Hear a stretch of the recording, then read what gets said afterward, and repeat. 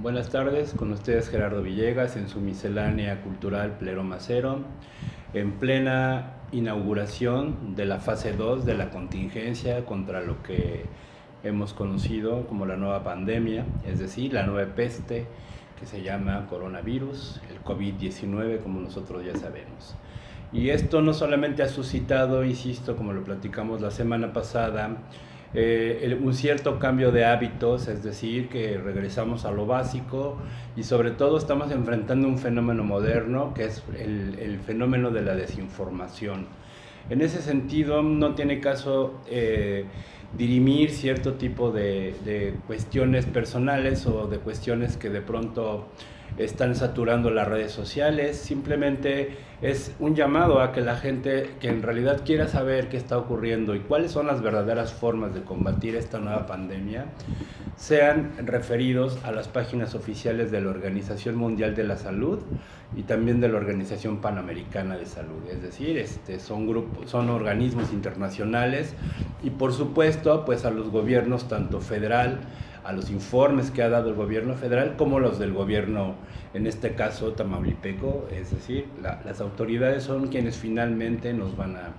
a liberar de esa suerte como de ignorancia, de la cual lo único que ha generado es una pandemia no solamente de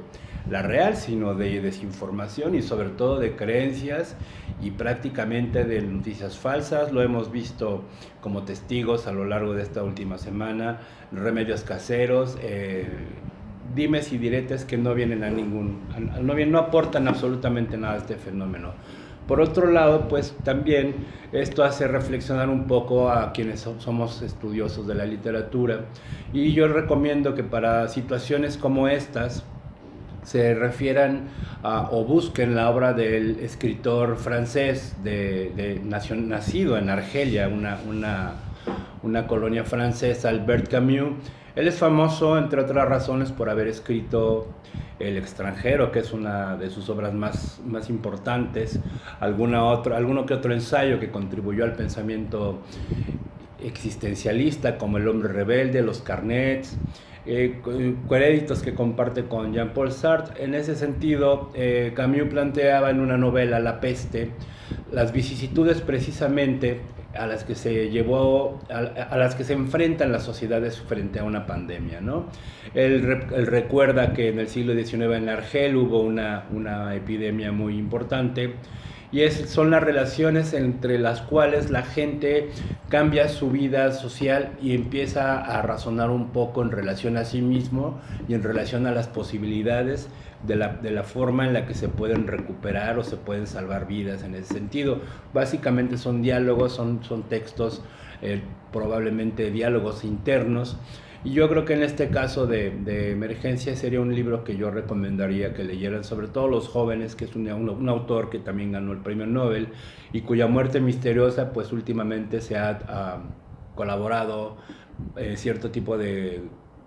contradicciones y probablemente hasta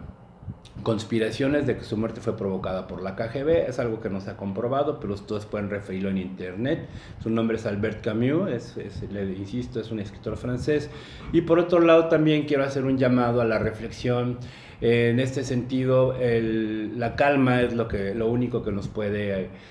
causar también un poco de paliar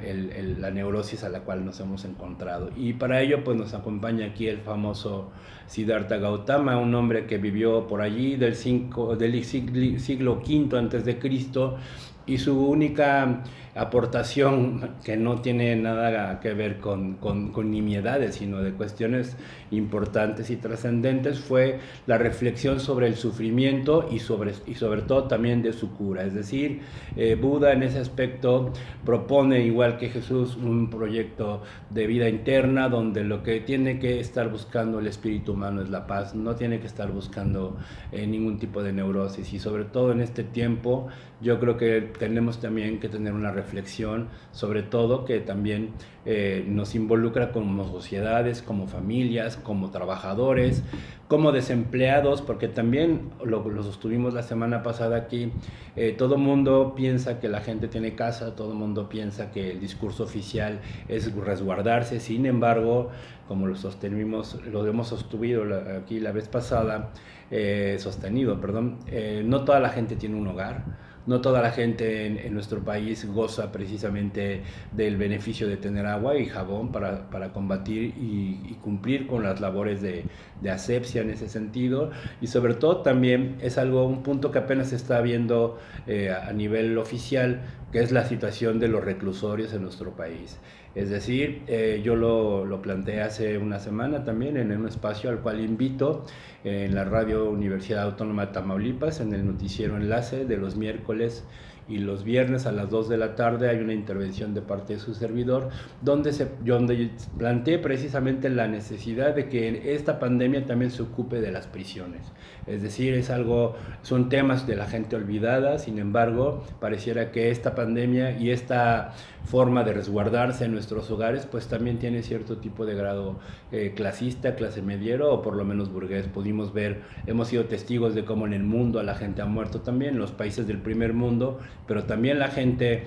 por otro lado, se ha unido, hay mucho humor al respecto, pero prácticamente nadie ha dado cuenta precisamente de la vida de los pobres y también, sobre todo, de que ver que nos llegó la primavera, la ciudad de Victoria, donde estamos actualmente, pues ya florecieron los plúmbagos, florecieron las jacarandas, las